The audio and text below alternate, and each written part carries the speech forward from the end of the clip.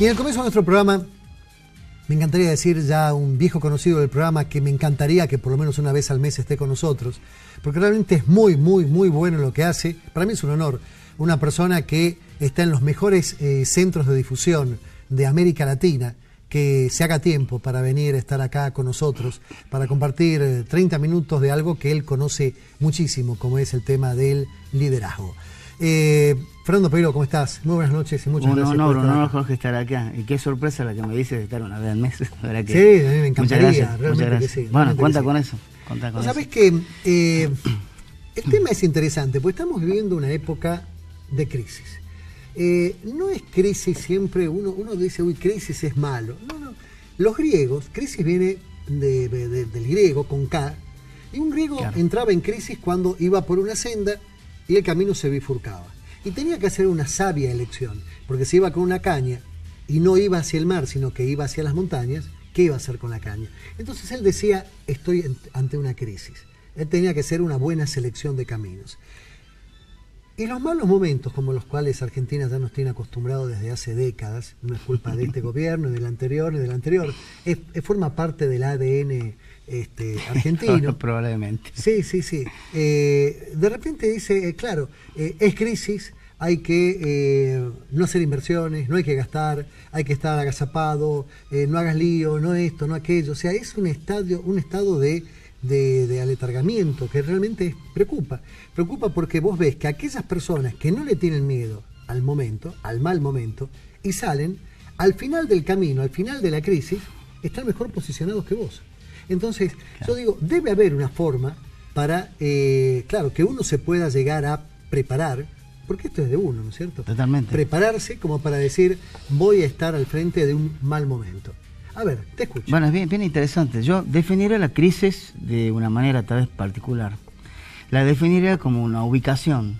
Es la ubicación donde una persona está, en aquello donde todavía no ha terminado y en medio de aquello que no ha comenzado todavía. Ese punto de transición, que es lo que hablaba de la bifurcación del camino, también se menciona, por ejemplo, en un cuento de Alicia en el País de las Maravillas, cuando Alicia llega a la bifurcación del camino y hay un gato en el medio. Entonces Alicia le pregunta al gato, señor gato, ¿qué camino debo tomar? Entonces el gato le dice, ¿a dónde va usted, Alicia? Y Alicia mira un camino, mira el otro, le dice, no sé. Bueno, entonces tome cualquier camino porque da igual. Por tanto, la idea de saber a dónde voy es un tema fundamental. Tener claro cuál es el camino que quiero recorrer. Porque si no, la historia está en que da cualquier camino. ¿Me hago entender esta idea? Sí, por supuesto que sí. Entonces, la idea de entender la crisis es simplemente tomar una posición de liderazgo donde empecemos no a verlo como un problema, sino como una gran oportunidad o potencial para que se convierta en un desafío, y ese desafío nos lleva a un mayor aprendizaje. Yo creo que este es el punto de partida vital de toda crisis y de todo momento donde el liderazgo se presenta de manera auténtica para resolver situaciones. Sí, tendrías que definir un líder, ¿qué dirías? Yo creo que lo podría definir haciendo un acróstico. A ver. La L de libertad.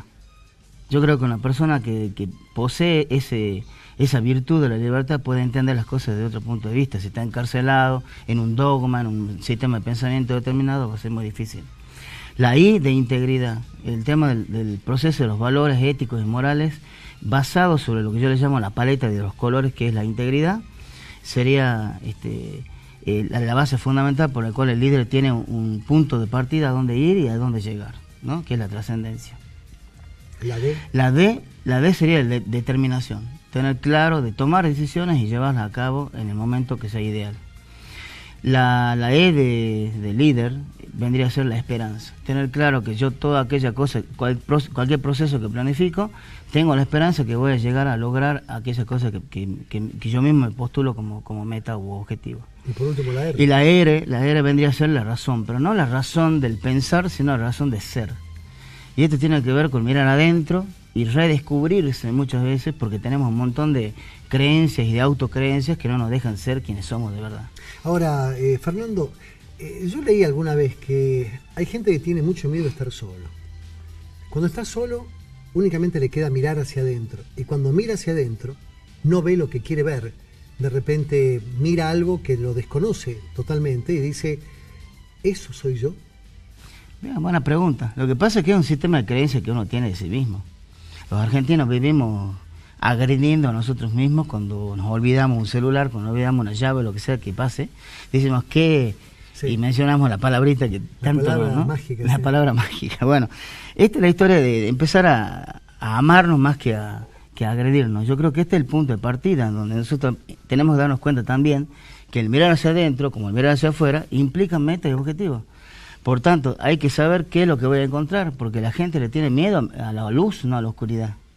Y entendiendo la luz como la mirada adentro y el descubrimiento con ese gran tesoro que es la luz interna, que nos va a permitir a nosotros poder iluminar incluso aquellos rincones que en la cual nunca hemos explorado en nuestra vida. Licenciado, el tema pasa por lo siguiente. Yo veo que a vos te sigue muchísima gente. Vas a una conferencia y hay 100 y pico de personas que pagan para escucharte y para hacer un trabajo. No acá solamente, sino en distintos lugares de América. Y de repente digo, ¿qué es lo que está necesitando la gente? Porque de repente te encontrás dentro de ese grupo que te va a ver interesante. Separados. Me encantan tus preguntas.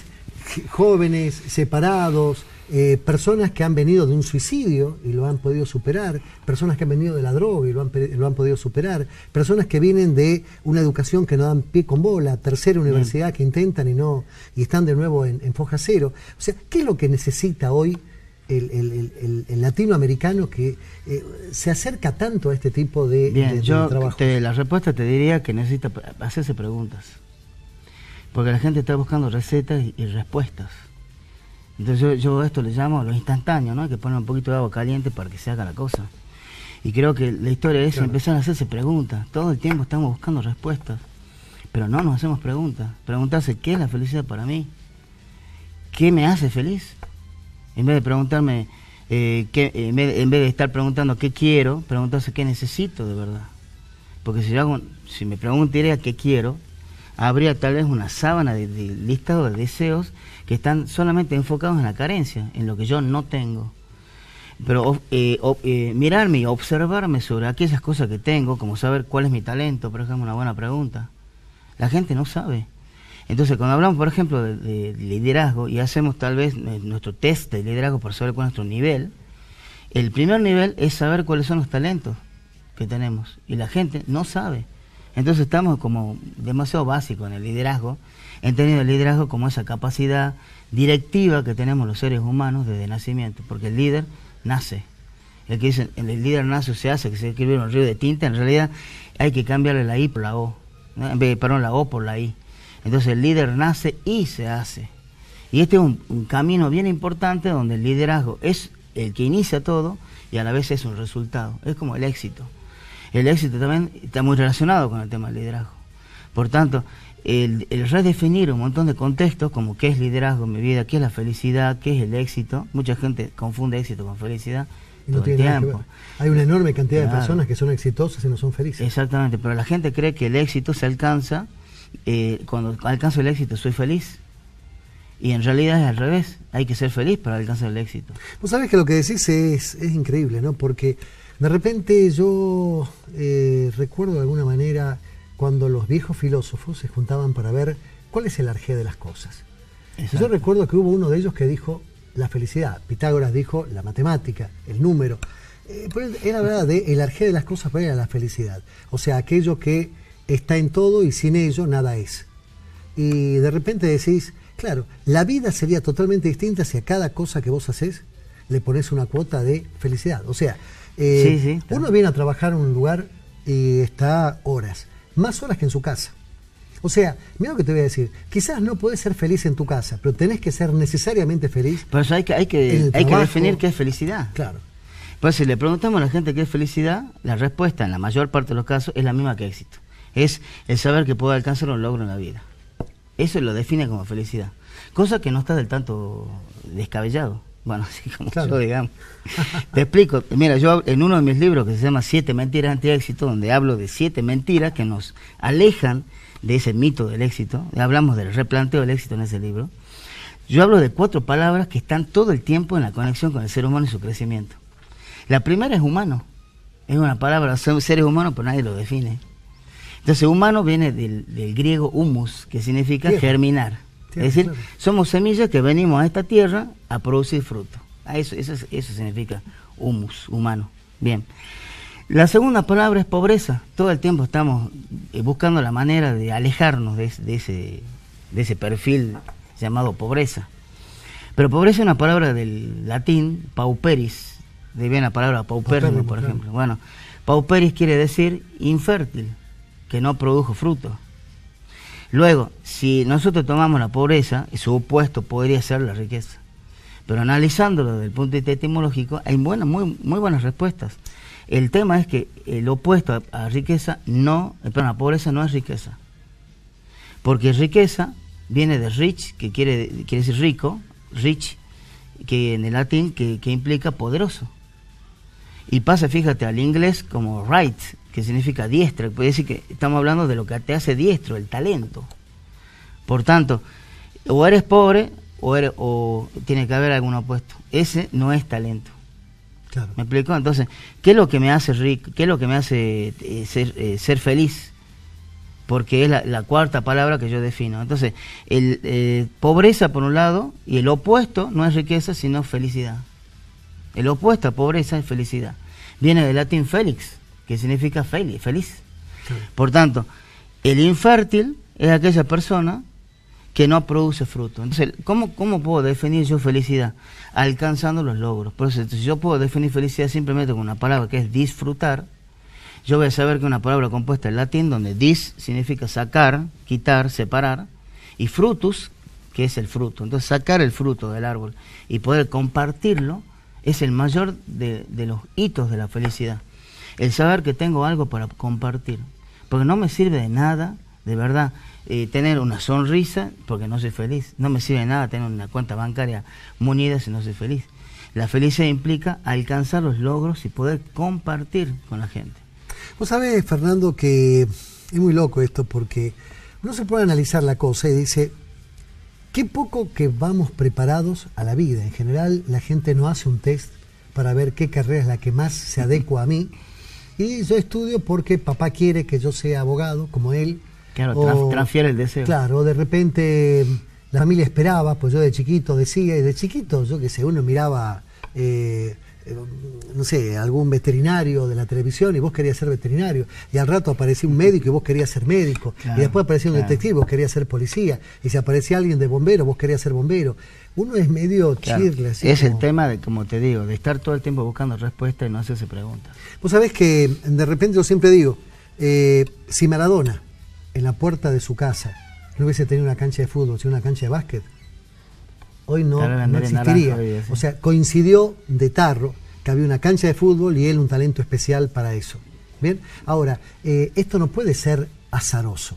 No, esto no. tiene que ser... Hay una sincronía universal, llamémosle, que tiene que ver cuando yo me conecto con eso. Y la única manera de conectarme es con el corazón, porque el asunto es que cuando nos conectamos con la mente, perdemos esa gran capacidad de vivir lo que podemos llamar el aquí y ahora, que tanto se habla, pero no se entiende, ¿no? El aquí y ahora. El aquí y ahora, mira, tú hablabas de soledad. Bueno, para mí la soledad es justamente estar en el aquí y ahora. Si divido la palabra, sol significa iluminar, luz, y edad significa aquí y ahora, es el tiempo presente. El tiempo presente es el único regalo que tenemos en la vida. Y de esto depende qué es lo que pasa en el futuro. Porque la construcción permanente de ladrillo a ladrillo se hace en este momento, no mañana. Y si mi mente está pensando en el futuro, pero a la vez estoy conectada con el pasado, porque el futuro siempre se conecta con el miedo de lo que me pasó antes, ese es el miedo. En realidad, algo que me pasó antes, que no quiero que me vuelva a ocurrir, entonces temo el futuro. Nunca está la mente en el presente, siempre está en el pasado o en el futuro. Por ende, la mejor manera de conectar a ese líder trascendente es conectarse con el corazón y vivir ese aquí y ahora y empezar a planificar desde acá esa trascendencia que tenemos muchos pendientes con el tema de recorrer ese camino. Por eso es que es importantísimo tener claro, saber quién soy, a qué vengo, que no vengo por casualidad, que mi vida corre riesgo si yo llego al último día de mi vida, al cual yo le llamo el infierno, y me doy cuenta que ya no tengo más posibilidades y miro hacia atrás y me doy cuenta que no hice lo que vine a hacer. Ahora, Peiró, la cosa pasa por lo siguiente.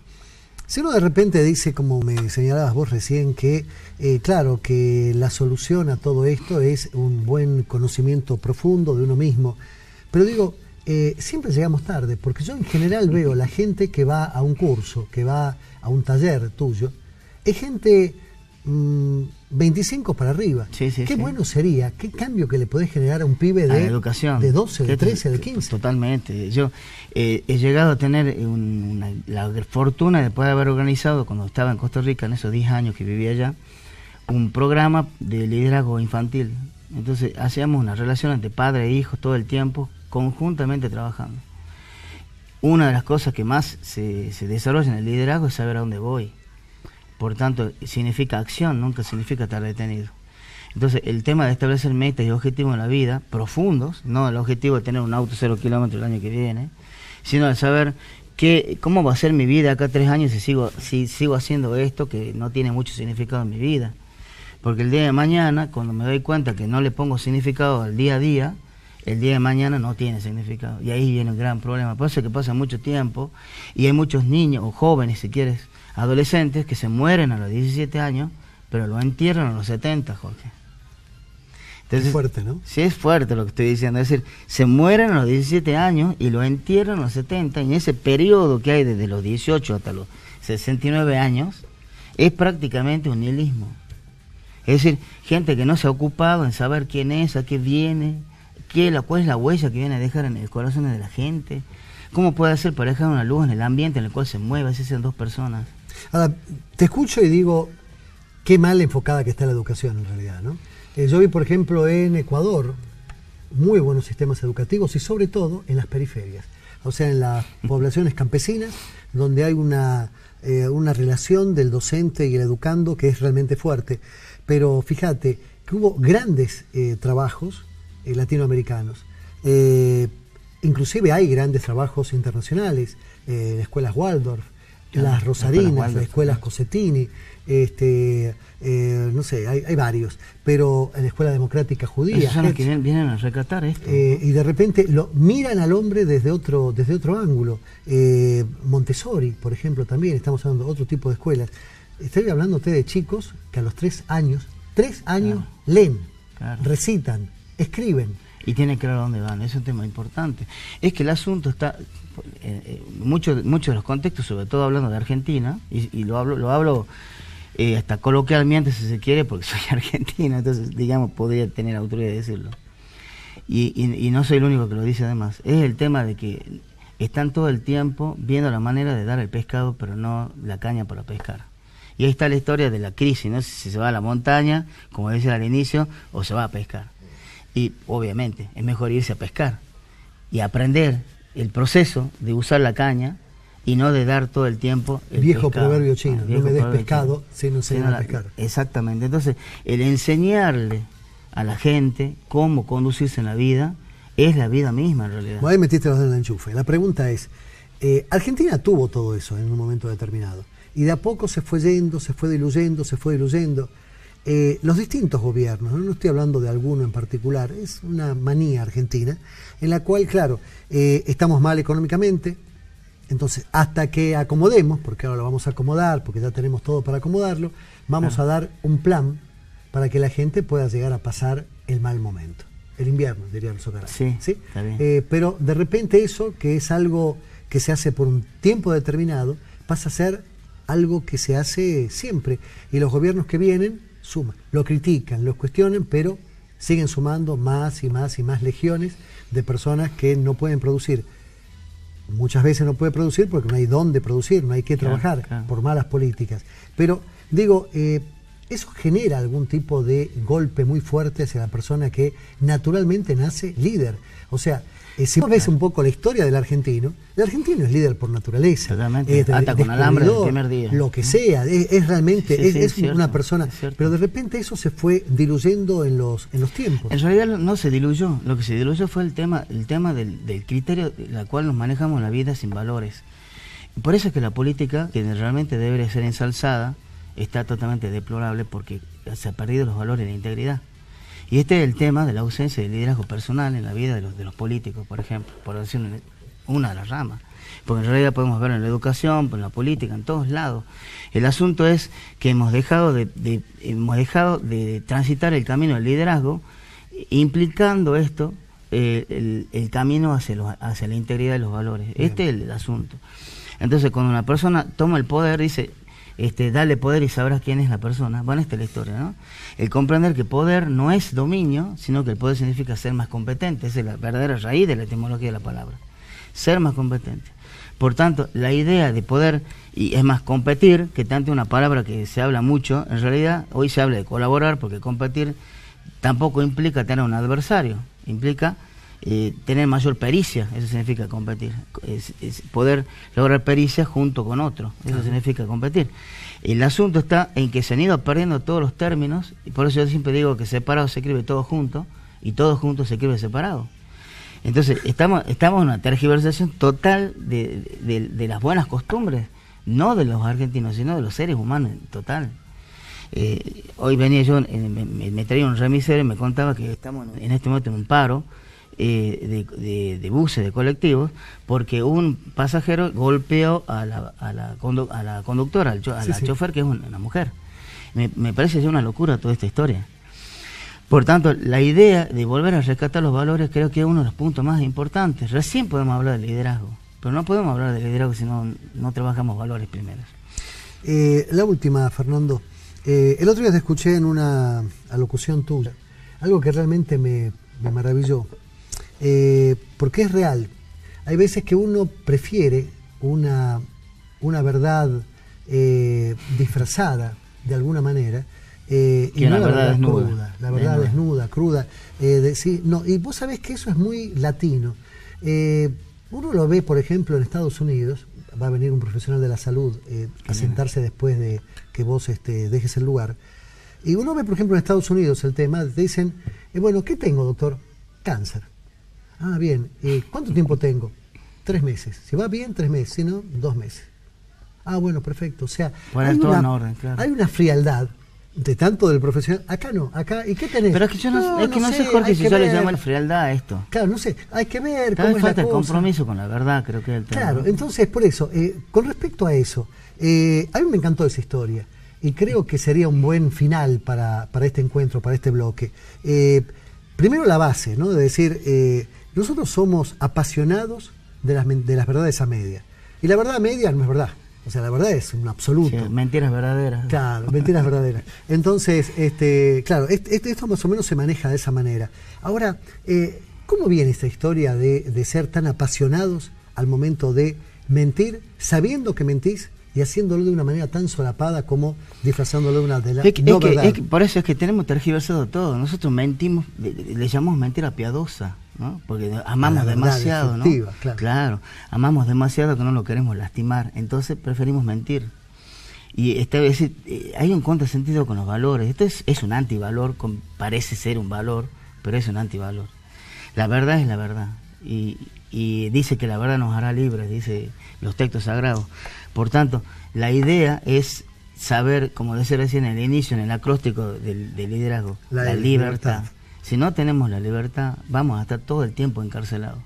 Y cuando estás apegado a lo que crees que es amor, pero en realidad estás dependiendo de todo eso, es que no está lo que es genuino, lo que la verdad tiene significado, por no llamarle verdad.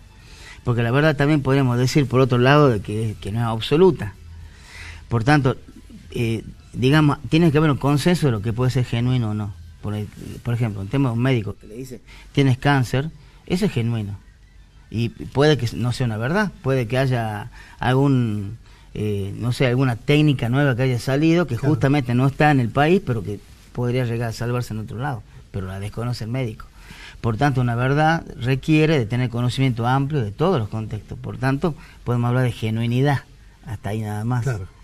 Entonces, si nosotros empezamos a relacionarnos con lo que mi corazón me dice, que se dice, y yo por lo menos lo practico y me doy cuenta que parece ser cierto, el tema de que la verdad permanece en el corazón. Y cuando nosotros lo ponemos en la lógica es la que empieza a mentir, y nos hacemos un grave problema. Por eso que con nosotros nosotros tenemos 2 problemas. Uno es el que nos enseñaron de chicos a decir, bueno, los hombres no lloran, ¿sí? Por ejemplo, ¿no? Entonces nosotros los hombres somos fríos, calculadores, los hombres son los que manejan la casa, la mujer no, entonces el hombre es el proveedor. Todo eso son culturas que no son culturas, más bien tradiciones, porque la cultura es permanente en movimiento. Historia, claro. Por tanto, la idea es empezar a romper todos aquellos mitos, que son muchísimos. Yo, ese libro, 7 mentiras anti-éxito, hablo de muchos mitos, ¿no? Por ejemplo, uno es, el dinero es malo, un mito. Otro mito es, decidir es hacer. ¿Ves? Y así otros mitos más, como la culpa del fracaso la tienen los demás. Son mitos que plantean el libro. Por tanto, la idea es hacerse cargo, es responsable. Responsabilidad es una palabra interesante en latín. Habilidad de saber responder. Por tanto, el hacerse preguntas, como vuelvo a repetir al inicio, es fundamental. Bueno, saber responder. Queda eso, la idea de empezar con la idea de hacerse preguntas. Hacerse preguntas. Y yo te hice una pregunta al comienzo, a ver si te cuento una vez por mes acá, ¿no? Sí. Listo. Acepto la propuesta. Es un hecho. Fernando, un lujo realmente. Muchísimas gracias. De verdad, no.